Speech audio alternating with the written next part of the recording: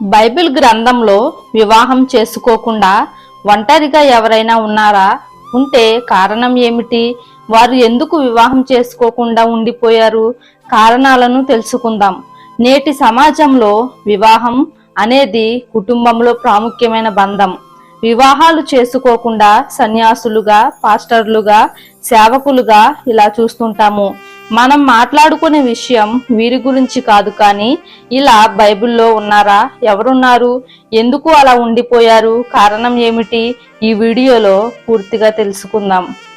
బైబిల్లో కొంతమంది వివాహం చేసుకోకుండా ఉన్నారు. ఆడవాళ్ళు ఉన్నారు, మగవాళ్ళు ఉన్నారు. ముందుగా వివాహం చేసుకోకుండా ఉన్న స్త్రీలను చూద్దాం. మొదటిగా యెఫ్తా కుమార్తె న్యాయాధిపతులు 11వ అధ్యాయంలో కనిపిస్తుంది. యెఫ్తా కుమార్తె కూడా వివాహం చేసుకోకుండా అలానే ఉండిపోయింది. యెఫ్తా అమ్మోనీయులను ఓడించి విజయము సాధించిన తరువాత తన ఇంటికి తిరిగి వస్తున్నప్పుడు తన కుమార్తె తంబూరతోనూ నాట్యముతోనూ ఆనందముతోనూ ఎదురొస్తుంది.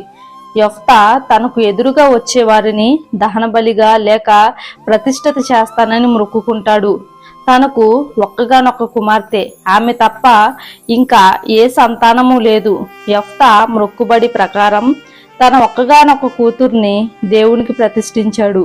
కాబట్టి యెఫ్తా కుమార్తెకు వివాహం కాలేదు. రెండవది తామరు.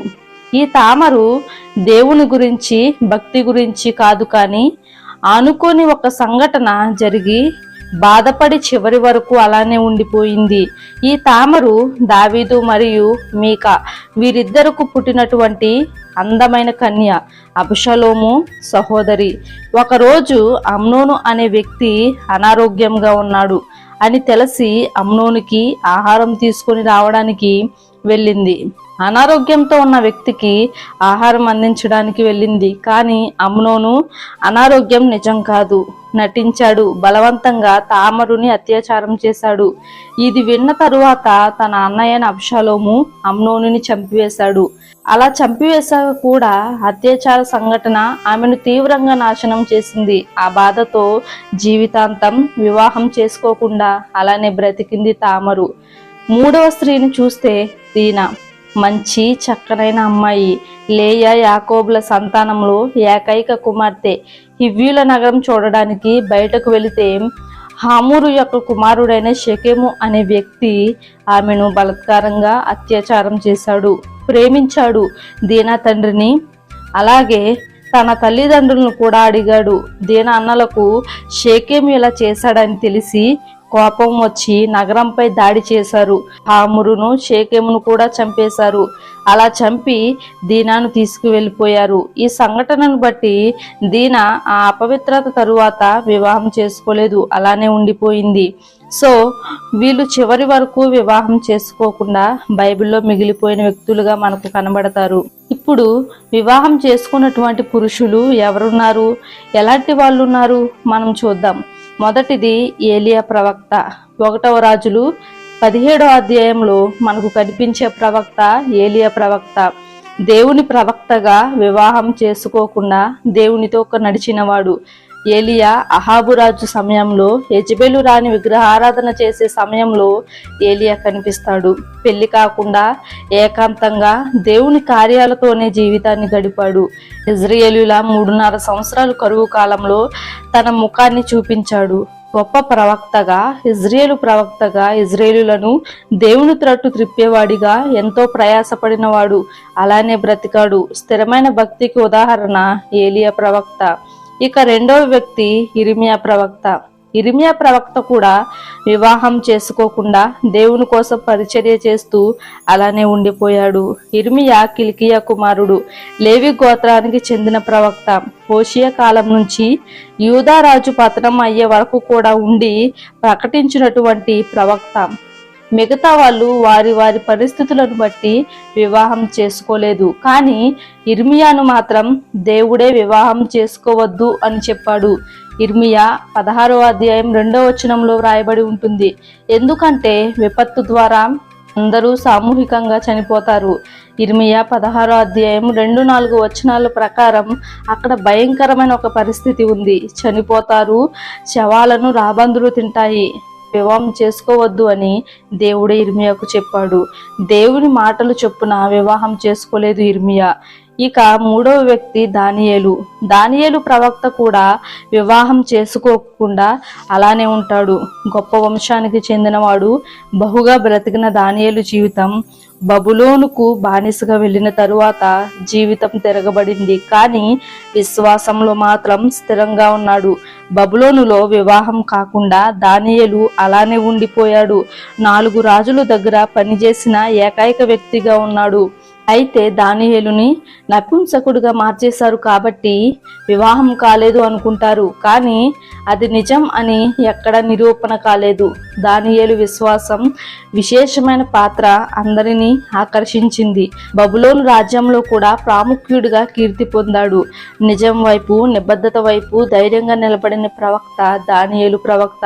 సో వివాహం లేకుండా చివరి వరకు అలానే ఉండిపోయాడు. ఇక 4వ వ్యక్తి చాలా ప్రాముఖ్యమైన వ్యక్తి, బాప్తిస్మం ఇచ్చి యోహాను. ఈయన కూడా దేవుని పని కోసం చివరి వరకు అలానే ఉండిపోయాడు. భూమి మీద పుట్టిన మనుషులందరికన్నా బాప్తిస్మం ఇచ్చి యోహాను చాలా గొప్పవాడు. దేవుని దగ్గర నుంచి వచ్చినవాడు. బాప్తిస్మం ఇచ్చి యోహాను ఈయన పుట్టుకతోనే నూతన నిబంధన ప్రారంభమైంది. జకర్యా, ఎలిజబెతుల కుమారుడే యోహాను. పుట్టుక ముందే పరిశుద్ధాత్మతో నిండుకున్న ఏకైక వ్యక్తి. 5వ వ్యక్తిగా యేసుక్రీస్తు వారు. ఈయన పరలోకంలో నుంచి వచ్చిన దైవ కుమారుడు. శరీర రీతిగా ఇక్కడ జీవించారు. వివాహం చేసుకోకుండా మనకు మాదిరి చూపించారు. కాబట్టి ఈయనను కూడా మనం చూద్దాం. సాక్షాత్తు ఈయన దైవ కుమారుడు, దేవుని ప్రత్యక్ష రూపమే. మరియా, యోసేపుల కుమారుడిగా ఉన్నాడు. దేవుని పనికే ఎక్కువ ప్రాధాన్యత ఇచ్చినవాడు. ప్రజల రక్షణ, విమోచన కోసం తక్కువ కాలంలోనే సిలువ వేయబడతానని తెలిసినా కూడా అనేకులను శిష్యులుగా చేసుకొని సువార్త అనేది సాగింది. యేసుక్రీస్తు కారణ సంభూతుడు, రక్షకుడు కాబట్టి వివాహం చేసుకోలేదు. దైవ కార్యం కోసమే వచ్చారు. దైవ కార్యాన్నే బోధించారు. దైవ కార్యంలోనే జీవించారు. ఇక ఇంకొక ప్రాముఖ్యమైన వ్యక్తి ఎవరంటే పౌలు యూదుడే. అధిక పత్రికలు వ్రాసాడు. ఎక్కువగా సువార్త ప్రయాణాలు చేసినటువంటి వ్యక్తి పౌలు. ఈ పౌలు స్టెఫను రాళ్లతో కొట్టే సమయంలో ఉన్నాడు. అపోస్తుల కార్యములు 8వ అధ్యాయంలో చూస్తాం. పౌలు గురించి మొదటి ప్రస్తావన అక్కడే ఉంటుంది. యూద మత పెద్ద. ఈయన క్రైస్తవులను అధికంగా హింసించిన వ్యక్తి. పౌలు క్రీస్తు దర్శనం తరువాత తానే తెలుసుకొని అందరికంటే ఎక్కువ సువార్త ప్రయాణం చేసి ఎక్కువగా దేవుని సువార్త పని చేశాడు. ఆత్మలను రక్షించే పనిలోనే నిమగ్నమయ్యాడు. అనేక మంది అవిశ్వాసులను, యూదులను దేవునిలోనికి తీసుకొని వచ్చాడు. అలా పౌలు ఒంటరిగా వివాహం లేకుండా జీవించాడు. ఇప్పుడు విన్నాం కదా, వీళ్ళు వివాహం కాకుండా బైబిల్లో కనిపించేటటువంటి వ్యక్తులు 3 ఆడవాళ్ళు, 6 మగవాళ్ళను కనిపిస్తారు.